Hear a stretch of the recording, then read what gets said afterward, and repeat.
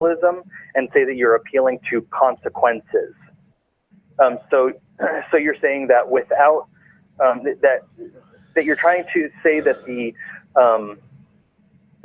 consequences of not having an objective foundation for your morals are these. These consequences are not desirable, and so my position is stronger because it has a desirable outcome. No, that's still what you're trying to do is make my position fit into the world of consequentialist ideology, and it's not working. What I'm trying to do is show that the atheist worldview doesn't have any moral merit in an objective system. Certainly, atheists can be moral. Hold on. I actually have an article on CARM that says, "Can atheists be ethical?" And I say, yeah, of course they can. But can they ground their ethics in anything that is outside of themselves and their own personal preferences? And the answer to that is no. And so there is no ontological essence of anything being morally right or being morally wrong by nature. It's only basically by vote, by consequence, by desire, whatever it is. It's come down to subjectivity. And but what makes that wrong? See, my whole position is. What do you mean wrong? The fact of the. Well, let me ask you. Do you mean wrong morally? Sure. Because if you're asking. What? Go ahead. I'm saying that if you're pointing out all those flaws in what you see in the atheistic moral system, I guess this is my point. Imagine, I know it's hard for you. Imagine that there is no God, that there is no actual moral objective foundation for morality. Yeah, I can't do that because it's self-refuting system. I don't adhere to things that are self-refuting. Okay. But what I'm so take morality out of the equation at first and just imagine that the world exists without a creator. Can't do that. Because you're saying to me, imagine a square that is also round, and then say now let's have. No, I'm not. Okay, because I can imagine. Elijah, slow down a bit. Sir. I'm just trying to tell you, that's the kind of thing you're asking me to do. You're the kind of thing. It's not. Okay. Yes, it is. Now you want me. Because I can now, sir. I can. Okay, we got you cut off now because I'm trying to have a conversation with you. And what you're trying to do is steer the conversation in a certain direction. And I'm not letting you, not because I'm being recalcitrant, but because your arguments aren't sound. And what you're asking me to do is not sound. And it's just an issue of logic. It's an issue of dialogue. And each time I try and have a conversation with you about this, you don't want me to do that. And I have a problem with that. So I'm just trying to tell you that what you're trying to do is say, Matt, go against your theological position, go against what you believe, go against what you defend, and now let's argue from that perspective. That's just not something I'm going to do. And so when you offer me that, I reject it flat out. All right? Matt, that's not what I'm asking you to do. Yes, it is. You said imagine that there's no creator. No. You said imagine that. That's exactly what you're trying to do. Right. But I'm not trying to get you.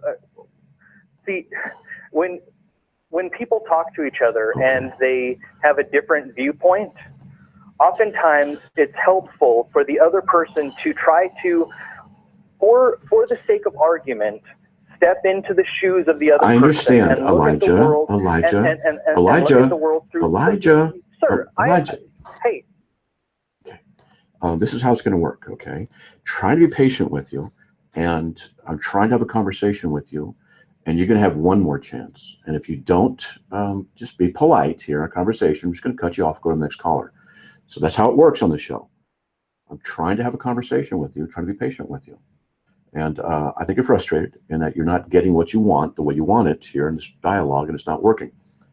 So just, let's try it one more time. Are you there? Yes. May I speak now?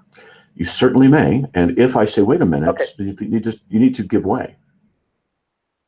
Oh, okay, but I totally understand that, but when you only allow me to get out parts of sentences, you're not getting the full thrust of the argument that I'm trying to make. I understand, and then we get, Elijah, but the thing is, if you're going to build... Here we go again. Okay, goodbye. We'll just see you. Okay. I was trying, trying to be patient. But here's the thing. If someone's going to build an argument on things that are fallacious, it's not a good argument to begin with. So folks, listen, if you can have a dialogue with someone on this kind of topic and they build one mistake after another, after another, after another, and then they say, now answer that, the problem is not with the conclusion. The problem is with their whole argument to begin with. And I was hoping that Elijah would want to have a more informed conversation on some of the issues. And he said he studies philosophy, but I could tell that he's not as skilled as he might think he is in certain areas. So I gave him plenty of opportunities to have a good conversation here, and I wanted to work with him so that he would not build on false premises, so that his argumentation could be more sound. But he doesn't want to do that. So that's just the way that is. If you want to give me a call, folks, the number is 877-207-2276. We have 3 open lines right now. You can also get in via Skype. All you got to do is type in CARN.org. And of course, if you want to get in direct line, just type in just dial 208-377-3790. All right, Cameron, how are you? Very good, thank you. Hey, buddy. Yeah, type in works if they're on Skype. Okay. Yeah, it does. Yeah, it can. That's right. But my question, I'm probably taking you off a completely different subject. Right. I don't know where you were previously. And I don't recall you talking about it before. So as it is right now, marijuana is illegal in the country. And so if family members or like kids or something were to say, well, hey, smoking marijuana, it's like alcohol, so I can use it, and because alcohol is in the Bible. Currently, we can say, well, it's illegal, so it's a sin if you do. But it seems as though the time is in the future coming pretty quick that it may not be illegal anymore. We won't have that easy answer. What do you think the best response to marijuana would be? And no, it's a sin, or if you think maybe it is like alcohol? Well, I've read different reports about marijuana. Now, we know that the dangers of alcohol. We know that it's addictive. We know it's problematic. People want their sin. They want to be addicted to it. They want to be able to have it. Jesus made wine, and that's fine. But in fact, Proverbs 31:6 says, give strong drink to the man who's perishing, and wine to the one who's in distress. So drinking alcohol in itself is not a sin. Right. And the thing that we have to be careful about is, does it control you? And that's the issue. We don't want anything that is legal or illegal in any way to control us or have domination over our will. That's when it becomes, for sure, sinful. If marijuana becomes legal, it doesn't mean that it's morally right any more than if alcohol became legal. Now, I'm not saying that alcohol should be illegal. I'm not saying that. But we have to be careful that just because something's legal doesn't make it moral. So what we need to do is judge all things by Scripture and say, well, if things are there that, people have a drink, okay, don't drink and drive. Don't smoke pot and drive. Don't do various things and drive. And people, I've heard all kinds of stuff. Oh, no, you can do this, you can do that. And I've read studies. I've talked to people. I've known friends. I knew a guy who, back in high school, there were 4 of us that hung around together all the time. And this guy's named Tim. And he was the one that all of us believed would be the most successful. And he is the one who became the least successful. And the reason is because I believe he got into smoking pot. And I remember when he started it, I remember very clearly, he started defending it. And then that became the thing he wanted to do all the time because it made him feel good. And he enjoyed it, and it made him relaxed. And he had all the good benefits. And yet, basically ended up living in someone's yard in a trailer. And so I'm not saying it's because of that. Maybe it's his addictive personality. I don't know. But that's what I've seen. And I've seen people with alcohol who have done similar things and it's ruined their lives. So these things need to be avoided. Why jump into something just because it's, so to speak, legal? Why? Right. Okay. Okay. Yeah, I was just trying to think of, basically, I'm thinking, okay, when my kids get older, if when they're older, marijuana is then legal, and I want to give them a good biblical reason on why not to smoke it, The closest I had been thinking of before was whether or not that would be in the category of pharmakia, and they should stay away from it unless it was for a medical purpose or something. Right. But I didn't know if that would be a valid argument from Scripture on why that particular substance would be sinful to use, because I don't really know much about it as it is. Yeah, I've never participated in it. I don't know anything about it. I know people we both know people who do, or who have, and they can tell you things. There are things that are far worse. It might be worth having a discussion on this kind of stuff on a special day, special setup, so people know that their children don't have to listen to it and things like that. But the thing is that we don't want to become bound by it. Now, my mom went through 2 different mastectomies, 9 years apart, and she had to go through various treatments and stuff. And I would have had no problem whatsoever with her using marijuana if it would have helped her medically to get past the bad nausea and all the side effects of chemo and things like that. Right. You know, I don't have any problem with it if it's got medical benefits, and that's what it's for. It's medicinal, it's under control. That's fine. What's the big deal? You know, even Paul, Proverbs 31:6, take a little wine for your, give strong drink to the man who's in distress, man who's perishing. So there's ideas in the Bible promoted of using medicines to help. Not a problem. Sure. I would equate that to, we use opiates, and I think using opiates for a medical purpose is perfectly fine. Right. For medical reasons. I think if it was, Right. And, I have to be careful because we could equate marijuana with alcohol and then say, well, it's okay to have alcohol recreationally, therefore it should be okay with marijuana. Those are arguments I've heard. Right. But I don't know the difference enough. And this is why I don't say yes, I don't say no. I haven't done my homework on it, even though with a lot of Christians, there's a certain, and with me included, there's a certain automatic emotional rejection. But is that biblical? Is it rational and informed? So that's what I need to do is become more informed in things like that. But I have heard it called a gateway drug. And so let's just say people I've known who've gotten into it, I've watched their lives become less focused, let's just say, less capable. I don't think that's what I've seen. You. Okay? All right. All right, that was Cameron from Nampa. We'll get to Dave from Utah next. If you want to give me a call, we've got 3 open lines, 208-377-3790. If you want to get in via Skype, just type in carm.org and toll free. All you got to do is dial 877-207-2276. Love to hear from you. Give me a call. Dave from Utah, how are you? Good. How you doing? Doing all right by God's grace, man. What do you got, buddy? Hey, so I had a question for you. Okay. I'm just trying to find out. A long time ago, I talked to a radio station where the Bible Answer Man, you could call in and ask those questions. And anyways, so I tried to see if they had an answer at that time, and I didn't really get an answer on it really. So, but anyways, my question would be, I believe it's Genesis where Noah, after the flood, God commands Noah to go and replenish the earth. And, obviously, there's reasons why for that. But then if you go backwards in time and you go to the beginning of Genesis, and when God created Adam, he commands him to go and replenish the earth.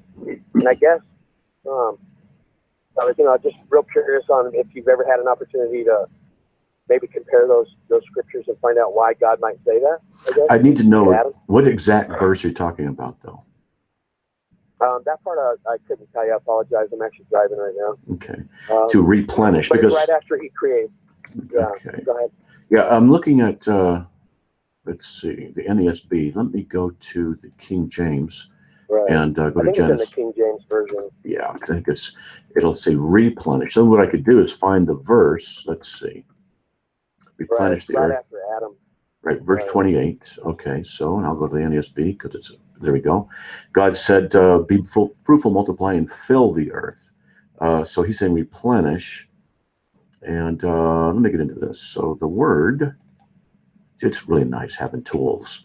I just standing on the shoulders of giants. It makes me look smart when I do this.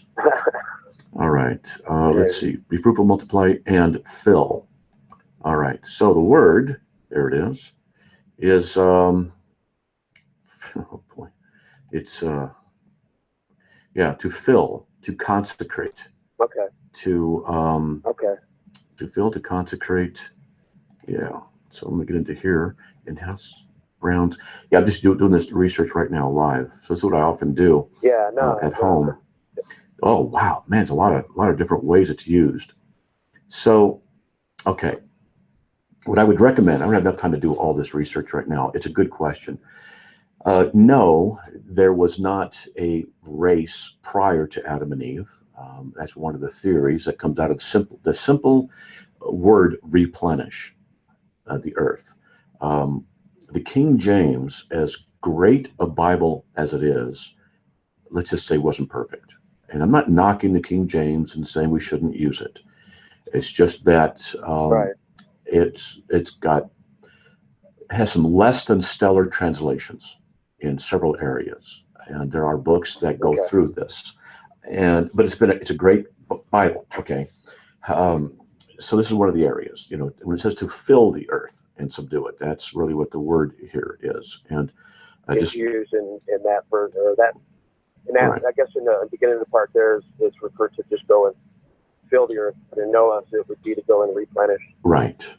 Yeah. And, you know, with Noah, we could say replenish the earth because the flood had wiped it out. And you could say to him, there's a doctrine a lot of people don't consider when they discuss these kind of things. So God could say to Noah, now replenish the earth. Okay. Now we understand that context. It had people in it, animals in it, they were wiped out in the flood. Then replenish. Right. That makes sense. Now, could he say it to one man? Because he had Noah replenish the earth. Well, wait a minute. You know, his sons and wives got it. That's what they're going to be doing. You know, they're going to be doing the replenishing, if you get my drift. So he part of that process. Right. And he represents the people because it's called federal headship, where the male represents a descendant. So he's representing his family. So it said to him, go replenish the earth. So there's a representation that often goes on doctrinally about having to say having to say something to somebody that one person represents a bunch of others. Right. So replenish. Okay, no, that makes sense. Yeah, but it just means fill. Okay. All right. So that's the NASB says, and let me go with other versions here really quickly. Just give them more. Come on. How come it's not? Oh, there we go. Wow. I went to the. Ooh, that'd be interesting to read the Septuagint on that. See what the Septuagint says. All kinds of translations. The ESV says fill. Yeah. And so there's lots of translations, but and then the NIV says fill. Okay. Okay. And other ones that say fill. I'm just going through them. They're just saying fill, not replenish. Okay. But yeah, that makes sense to me. It's just one of those things that, you don't really, right. Average Christian, you try to study into it, don't really, obviously you would know a lot more than somebody because you've done, a lot of different studies and stuff. So yeah, I just wanted to find out an answer. Okay. Does that help? Yeah, no, it did. I mean, yeah, it makes sense to me. And I was just curious, that's all. I appreciate you taking a second just to look it up and see kind of where that was going. So yeah, I'll do some more work on it. I got only 800 other things to do, but it's always good to research things like that. All right? Yeah, I appreciate it. All right. No. Hey, thanks for giving me a chance to ask you that question. I appreciate it. Okay, man. Sounds good, buddy. All right. All right. That was Dave from Utah. We'll try Elijah. I wonder if he's the same Elijah from just a few minutes ago. We'll find out. And Marshall from Oklahoma, if you want to give me a call, 877-207-2276. And, of course, no Bible study tomorrow night, folks. I just got home about midnight last night. I've been out for several days, have not had time to prep what I want to prep on eschatology, on the apostasy of the Christian church. So that'll be next week, okay? So no Bible study tomorrow night, the 10th. Elijah, how are you doing? Hey, Matt. This is Elijah from your first call today. Uh-huh. I wanted to first start with apologizing. Okay. My first time being on the air and speaking to you, and little adrenaline rush, little no problem, stuff. man. So no problem. So I just want to get that out of the way, I'd also like to say if there's anything that you'd like to say or ground rules that you'd like to clear up before we speak again, the floor is yours. Well, we just dialogue, you know. If I say something and you want to interrupt me, you know, and vice versa, we're just going to go back. But if you're going to build a case on faulty premises, it's not going to work. Okay. Right. Okay. So I thought maybe I would try to switch this a little bit, and instead of trying to get you to imagine a godless universe, me just try to try to tell you my position and see what you have to say about that. Sure, sounds good. Okay, so as an atheist and as a person who believes in the theory of evolution, I think that the evolutionary sciences and viewing nature and stuff like that have showed us that there are moral systems throughout the animal kingdom that are more or less similar to ours. The closer you get to. Can you give me a couple examples of morals in animals? Sure. Like my dogs are. Now the way you and I describe morals might be different, but my dogs show guilt when they're found out to have done something wrong. Well, let me ask you a question. How do you know it's guilt? How do you know it's guilt and not fear? It's. I wouldn't say that I know that it is. I would just say that that in the same, it is anthropomorphizing an animal a little bit, but in the same way that we read people, we can somewhat read the intentions of higher thinking animals. And in many situations, I'm not Jane Goodall, but you know, Jane Goodall and other researchers have done a lot of in-depth work with the social structural systems of higher thinking animals, and in those, and as they've delved into those things, they've found that there are structural systems where actions that are taken against an individual are punished by the group, and I understand things like that. But here's the problem. So, here's the problem. There's a problem. So Elijah, you know, let's say that I'm talking to you and I just slap you. Is it morally right or is it morally wrong? It depends. If there was whether there's a mosquito on my face, right? Right. It's poisonous something, because I wouldn't do it just because I don't like you. I'd do it, you know, to save you. So the intention would make something morally right or wrong. It's the intention here. So without knowing the intention of creatures, you can't judge the morality. Sure. That's true. And again, so this is what I'm saying. From my viewpoint, I can't prove that these things are true. I'm just talking as one person to another. This is what I see in the world, and this is how I see the world, right? Okay, so not trying to like fundamentally prove anything, just talking to you. All right. So I see what I consider to be societal and moral structural systems in higher animals, and I see how the studies of anthropology and stuff like that have shown the changes in the way humans have dealt with each other over time, and what different cultures considered moral and immoral or punishable acts. Do you have a question though? See, we're taking a long time, and you're just you know. This is not a college class. I understand. I apologize. Okay. Right. No. I apologize. I'm trying to be quick but thorough, and I'm saying too much, so I apologize. That's okay. So there's this whole blanket of things evolutionarily and stuff like that that I believe led up to the moral system that is kind of foundational to most cultures today. You know, robbing, raping, murdering, you know, extortion, you know, things like that. Right. That those things are generally considered bad, wrong, immoral, and I think that. So what are you trying to do? Are you trying to establish a way of having an objective moral standard as an atheist?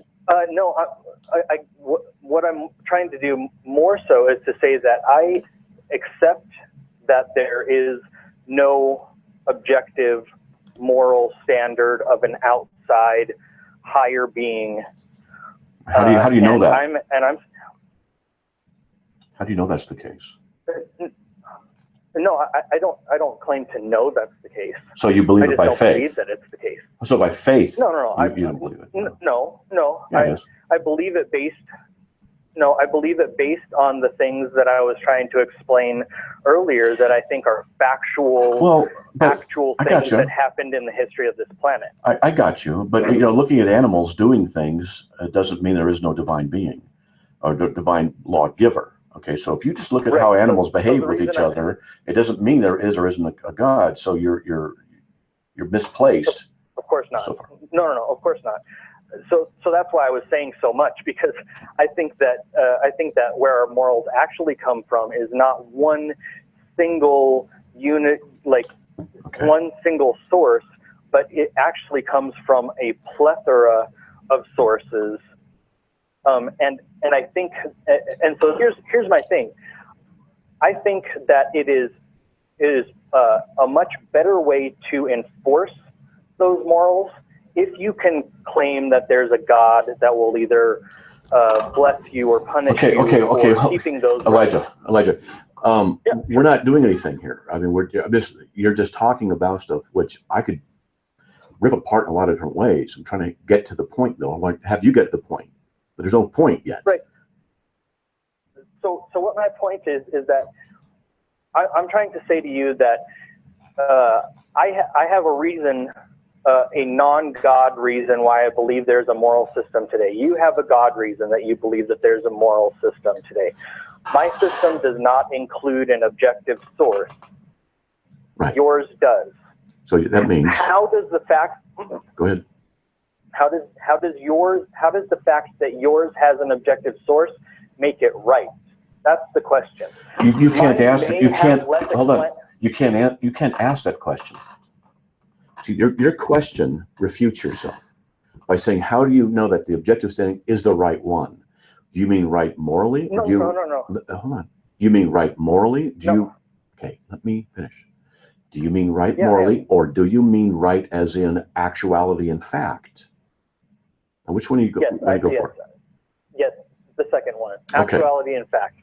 All right, gotcha. So because your system... Okay, hold on, let me jump in. Okay, I got you. So you want to know, you're actually asking, is there a God or not? This is the issue it comes down to. You want to know, because if it's a former issue, whether or not something is morally right or wrong, you have to presuppose my position in order to ask the question, because you have to presuppose there's an absolute moral lawgiver in order for something to be ontologically right or wrong. But you're not going that way. You're ultimately asking whether or not there is or is not a moral lawgiver, whether or not there is a God, because that's the issue of objectivity, dealing with facts. You want to know if there really is a God. And the answer, of course, is yeah. You just deny God. You're just denying him. Okay. Well, so we went on to your script, but that's not really quite what I'm asking. Well, you better hurry up, because we're going around in circles. We're going in circles a lot here. Okay? I'm saying, sure, right. You're saying that you have a God-based objective moral system. I'm saying that I have a non-God-based moral system that derives itself from nature.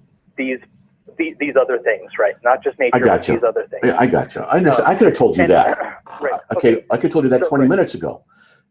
That's not a. Right. Okay, you can't justify yours as being the right one.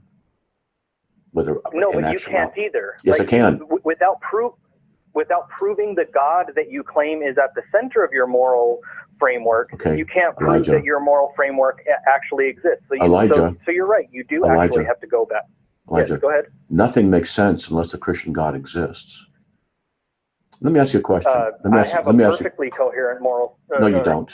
No, you don't. I'll show you. I'll show you why. Okay. I'm going to give you a statement. Okay. Statements are either true or false. Okay. I'm talking to you on the radio. True. All right. I'm sitting here in Idaho. Yep. True. Okay. I am 2 years old. False. Statements are true or false. So here's a statement. Is the statement true or is it not true? Okay. It is always wrong for anyone to torture babies to death merely for one's personal pleasure. Is it right? I am honored. I Is it true or false? I was hoping I was going to get to answer this question. Was it okay? Good. Is Because it I hear it all true? the time. Is it true or false? I believe that the answer to that proposition is true. Okay, so if it's true, you have you're saying there's a universal absolute moral law. That's what you're saying. No, I'm saying that. Let me explain, what I'm Elijah. saying is- Elijah, I said the statement, is it, okay, not is it, but it is always wrong for anyone. That's why I word it that way. I'm the one who came up with this sentence, okay? It is always wrong for anyone. That means it's universal, always, it's ubiquitous, it's an absolute, always wrong for everyone. And you said yes. So you're now asserting that there is a universal moral absolute. That's what you're, by saying yes to the statement. That's true. No. Okay. What I'm asserting is that it is my position that that statement is true. Yeah, your position is there's a universal moral absolute. How do you have that from your atheistic perspective? You can't. So here's your inconsistency. Because I can say that. It's your inconsistency. There's a. Okay, let me explain. That's not true. Yes, it is, Elijah. No. Okay. No, it is not It is not inconsistent from me as a single person looking out at the rest of the world to say that I believe that it would be wrong for any one of these other people to do what you just described. So you believe to any one of these other people, Elijah. right? So Elijah. I understand. You, in your opinion, it's always wrong for everyone. In your opinion, there's a universal moral absolute. That's in my opinion, it is always wrong. But it's that a universal. Does not mean that I believe that there is. That it's a universal. That does not mean that I believe that there is anything outside of my opinion. Elijah, you're believing in a universal moral absolute. You can't do that from your atheistic perspective. You are refuting your own position. Absolutely, I can. Absolutely, I can. I'll tell you what, Elijah. Yes, we have callers waiting. What I'd like you to do, seriously, if you could write down just a little outline, like 2, 3, 4 points, why that statement has universal truth value in your atheistic worldview. I'm not saying that it has universal truth value. I'm saying that I believe that it is true. Yeah, you believe different. You believe it has universal truth value. Those are two completely different things. Elijah, for me to believe, for me as an individual single person to believe that something. Elijah, you believe it's a universal truth value, right? Right? No, you're trying to get me to say something that I'm not saying. I'm saying that I believe that. You said it was true. You said it's always wrong for everyone. You believe in a universal moral truth value. Right, because in my moral system, that would be something that would be wrong to do. Okay, what I'd like you to do then,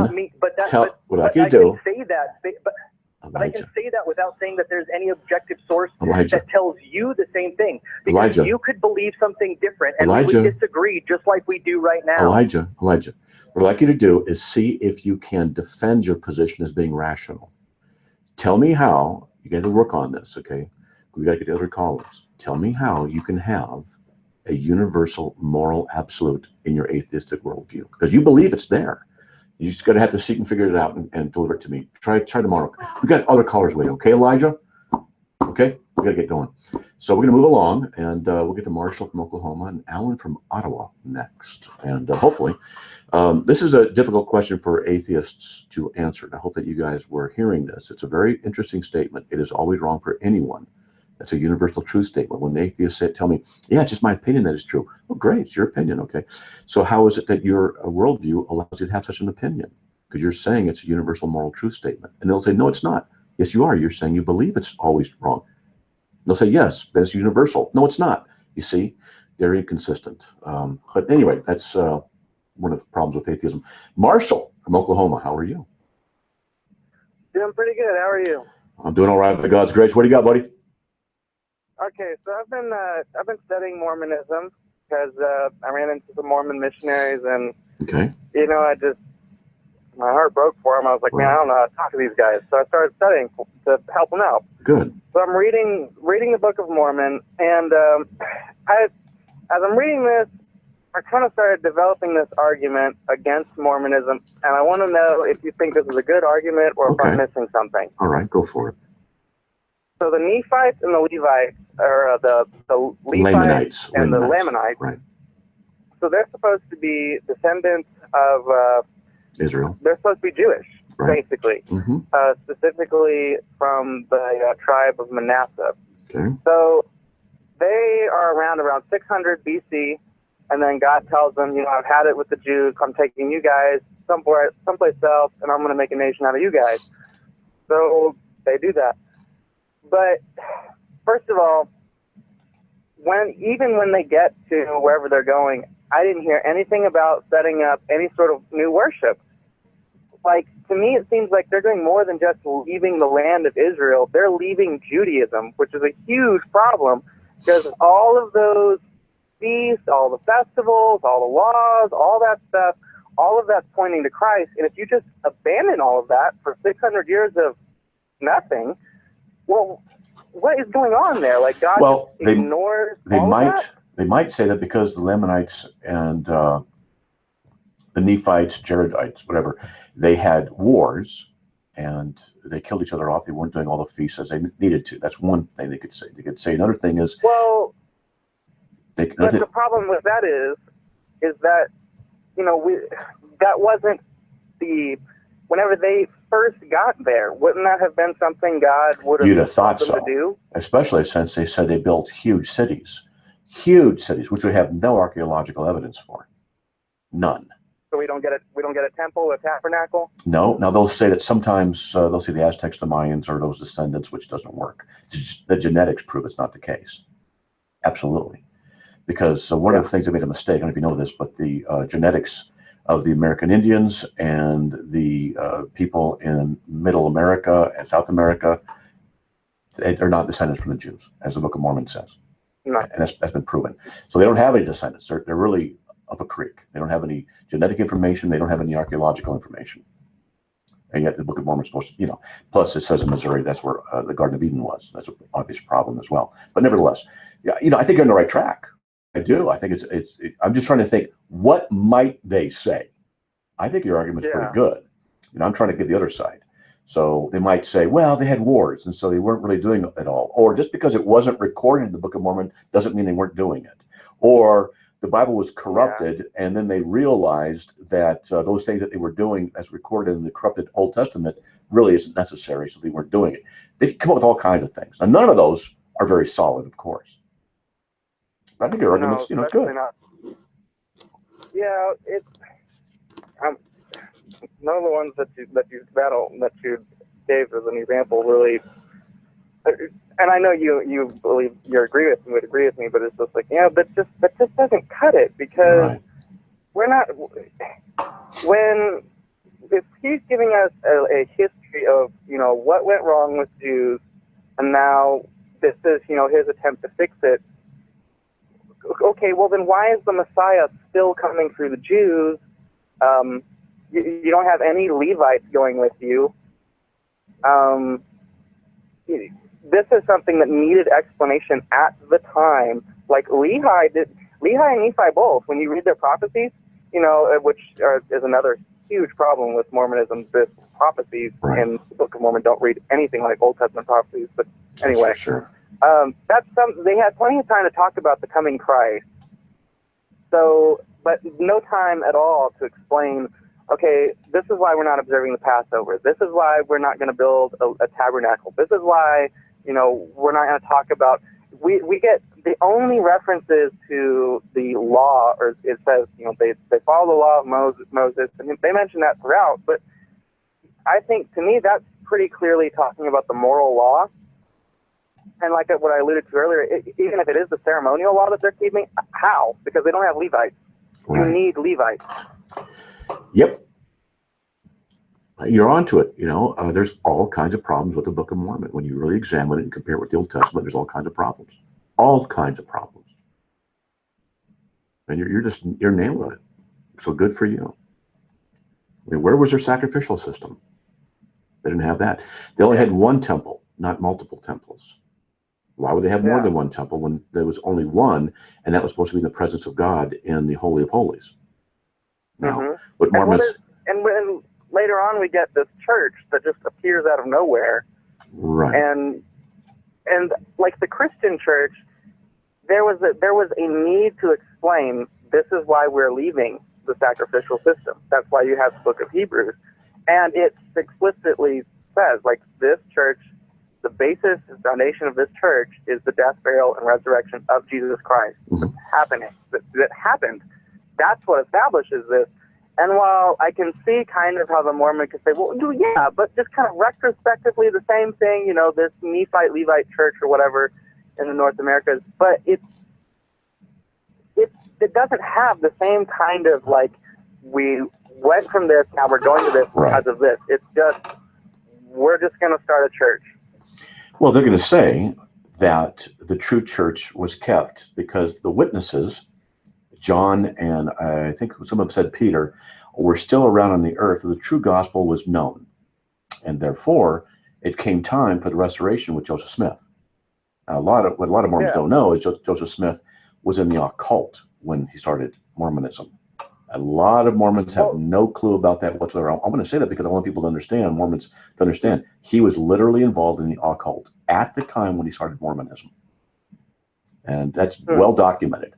Yeah, seances, contacting the dead, spiritism, necromancy, divination, and it's well documented. And when he started Mormonism, this is what he had been involved with. So, yeah, that's documented. Oh, yeah. He got leg bail because of his money digging ventures. Yeah, it's well documented. But anyway, go ahead. Well, what I was referring to is the church that is established in the Book of Mormon. I think it's around the time of Alma the Younger, maybe the generation before him. Okay. They start this church, what they call a church, and you know, they're setting up churches all throughout the land of Nephi, and that's what I'm saying. Like, well, there's no establishment of this church, and that's 150-ish years before Christ comes on the other side of the planet. Right. Doesn't make sense. All kinds of problems. I have a list of difficult questions for Mormons. There are pamphlets that have been written that have all kinds of questions that Mormons should answer, but are not able to because of numerous problems. Mormonism obviously has been made up by this guy. He didn't have all his theological paws in the litter box, so he was putting things together, and that's why there's so many discrepancies and so many problems, and that's why the Book of Mormon has been altered 4,000 times in 4,000 places, and doctrinally altered. Yeah, they forgot the part where in I think it's like Mosiah where it talks about a prophecy about Jesus, and like when you read it, it's like, this is modalism. It explicitly calls the Father who is Jesus Christ. And right. So I'm reading that, and I'm like, that's A, that's not Christian. B, that's not even Mormon. Well, you know, in History of the Church, Volume 6, page 461, I believe it is, that the Book of Mormon is the most correct book of any book on earth, that a man can get closer to the precepts of God by following it than by any other book. Yet, there's so much that's not in the Book of Mormon that is supposed to be true. Exaltation, 3 degrees of glory, temple worship. Let's see what else. Works righteousness, the handshakes and things like this. There's a ton of stuff that are not in the most correct book of any on earth that a man can get closer to the precepts of God by following it than with any other book. You know, it's just why it is not there. Because, well, like I said, he was making things up as he was going. Yeah. And there's all kinds. I'm looking at some of the stuff I've written on Book of Mormon. You know, Adam's fall, birth of Jesus. Let's see the problem. Men exist without Adam's fall. Wait a second. Yeah, in Mosiah, scimitars are used. Scimitars, but they didn't exist until the 500s, and yet they're in America 1,000 years BC, or 1,000 years before they were invented. Or elephants, they weren't in America at the time of the Book of Mormon. Or honeybees, they weren't. Or it just goes on. Horses didn't exist, but yet they're said to be there then. Yeah, and steel, you know. Anyway. The Book of Mormon's got so many problems with it. Well, one of the problems that I've had when I'm talking to the Mormon missionaries is that I'm talking to these young guys that are from Salt Lake City and Idaho, and you know, they come down here I had listened to your episodes on Mormonism, and I've read some of your stuff on Mormonism, other apologists stuff on Mormonism, and it's clear to me, like, from what you guys are saying, yes, Mormonism is a works-based religion. Mm-hmm. And then I look at, where I look in the Book of Mormon, like, yeah, that sounds work-based to me. And then, but when I talk to the Mormons, I'm like, okay, look, we're not saved by works. They're like, yeah, of course. I'm like, what do you mean? Yeah, of course. That's because they don't seem to be going that direction. Well, this is what you need to do. Go to CARM and look up the terms. In the Mormon section, Mormon words don't mean the same thing. That's what you got to do. You have to understand the terminology. So when you say to a Mormon, how are you saved? They'll say by grace through faith. But salvation to them can be universal resurrection as well as forgiveness of sins. They say, do you believe in the Trinity? They'll say yes. But the Trinity, their definition of the Trinity is 3 separate gods. So you have to learn the definitions, and then it'll start making sense. All right, buddy, we got another call I'm going to get to before the end of the show. Okay, Marshall? Okay. Check it out. Thank you. All right, buddy. Good for you. That's Marshall. He's reading through the Book of Mormon. He's finding all kinds of problems, and rightfully so, because there are all kinds of problems in the Book of Mormon. That's why it's been changed so many times. Yes, I know. Some Mormons will say just typos and things like that. Typos don't have a problem with. We have a problem with some of the alterations of actual text, large additions and subtractions, modifications, in order to correct errors that were originally presented. Alan from Ottawa, how are you? I'm good, thanks. Thanks for taking my call. I'm just following up on that call with Elijah that about these absolute, I forget these moral absolutes. Yeah, are you an atheist? Yeah. Okay. So my question is, what's the difference between saying something is immoral and something is a moral absolute? That's a good question. Immoral versus moral absolute. We would say, and I use the term absolute because it's just shorthand. We would say that something is always wrong or always right because God, from the Christian perspective, God has decreed, or not decreed, but revealed out of his own character that certain things are always wrong and certain things are always right and things like that. So God cannot lie, so lying is a sin. We should not lie. Now, something that's immoral is breaking the law of God. Elijah was saying that something was immoral, and then you were accusing him of saying that there are moral absolutes. But he clearly wasn't saying that God commanded that this is immoral. Okay, I don't remember exactly what part you're referencing, so I can't comment on something because you could be interpreting it differently than what I think I said. So okay, you gave this example, and you use this all the time. The one with, is it wrong to torture babies for fun? Yeah, it's not a question, it's a statement. It is always wrong for anyone to torture babies to death merely for one's personal pleasure. Right. So I would say that that's immoral.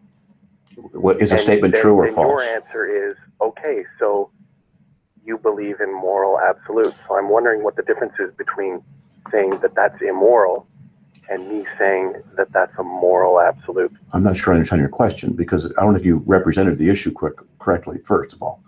The statement. Okay, well, if you were asking me if it's wrong to torture babies merely for one's pleasure, I would say, yes, I think that that's immoral. Okay, but the statement is, it is always wrong for anyone. That makes it a universal moral absolute, and that it's always wrong for everyone. It's absolutely true. Okay, well, what if I was to say, I mean, yes, I can't think of any situation in which that would be a moral thing to do. If the only thing that you're giving me are those facts, someone's torturing a baby merely for fun, I think that's immoral. Okay, so then you would agree, then when I give the statement, it is always wrong for anyone to do that, you would agree that it's true. The true statement, it is always wrong for anyone, right? So you'd say that's a true statement? I believe so. I can't think of any situation in which that would be a moral act. Okay. That's immoral. I think that's immoral. Okay, so then you're agreeing that there's a universal moral truth, that it's always wrong for anyone. It's a universal moral truth. What's the difference between me saying that that's immoral and you asking me to agree that it's a universal moral truth? That's my question. Yeah, you're not setting the issues correctly to say it's immoral. The issue is the statement true, or is it not the case the statement is true? And if you agree that the statement is true, then you are agreeing that there's a universal moral statement, a universal moral truth. Well, I'm just not accepting, I guess. Call back tomorrow. Alan, music's going. Sorry, man. I don't want to cut you off. I want to talk about this. But the music's going, that dominates the end of the show. So why don't you call back tomorrow? Let's talk. Folks, no Bible study tomorrow night because I was out for 4 days. And we'll just continue next week. Just let you know, take tomorrow night off. May the Lord bless you greatly. By His grace, be back in the studio tomorrow. We'll see you then. Bye.